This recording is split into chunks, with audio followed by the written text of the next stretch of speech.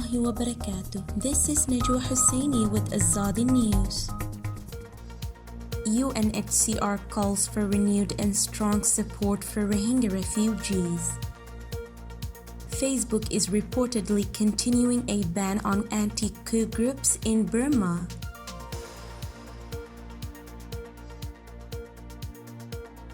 Ahead of Tuesday's donor conference and launch of the 2021 Joint Response Plan (JRP) for the Rohingya humanitarian crisis, UNHCR, the UN Refugee Agency, called for renewed international commitment, support and solidarity for Rohingya refugees. Speaking at a press briefing, UNHCR spokesperson Andrich Mahicik said, "The 2021 JRP brings together the efforts of the government of Bangladesh and 134 UN agencies and NGO partners to target almost 1.4 million people this year. The US $943 million plan seeks to meet the needs of more than 880,000 Rohingya refugees and 472,000 Bangladeshis in the surrounding host communities in Cox's Bazar district," added Mahicik.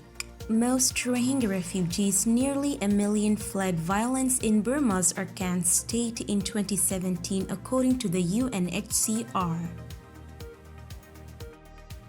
Facebook has reportedly upheld a ban on many organizations in Burma that have joined forces to resist the military coup that occurred back in February, according to Rest of World. The bans were put in place back in 2019 when organizations like the Arakan Army and many of its allies were classified as terrorist organizations by the democratically elected government.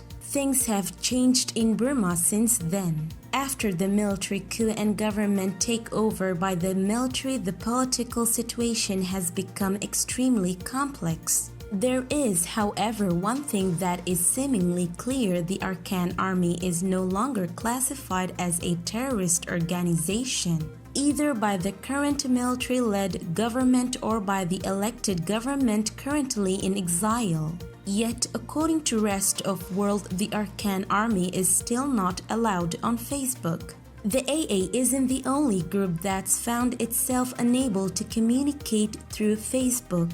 There are apparently many ethnic armed organizations, EAOs, active in the country, some of which have banded together as a resistance to the coup government, which has been violently cracking down on pro-democracy protesters. Many of their Facebook pages were also restricted back in 2019 under orders of the democratically elected government, which has since been overthrown. According to Rest of World, the ban of EAOs was controversial before the coup as well. Some argue that it prevented the spread of information about human rights violations like the genocide against the Rohingya carried out by the military.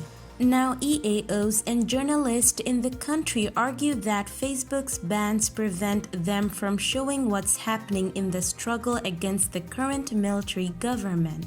The director of a human rights organization told Rest of World that the bans are like trying to close the people's eyes and ears. Facebook also banned pages associated with the military following the coup, but human rights activist Shinzar Shunliyi tells Rest of World that the company has still failed to react to the political changes that have occurred in Burma since then and called on the company to create an official oversight board for the country.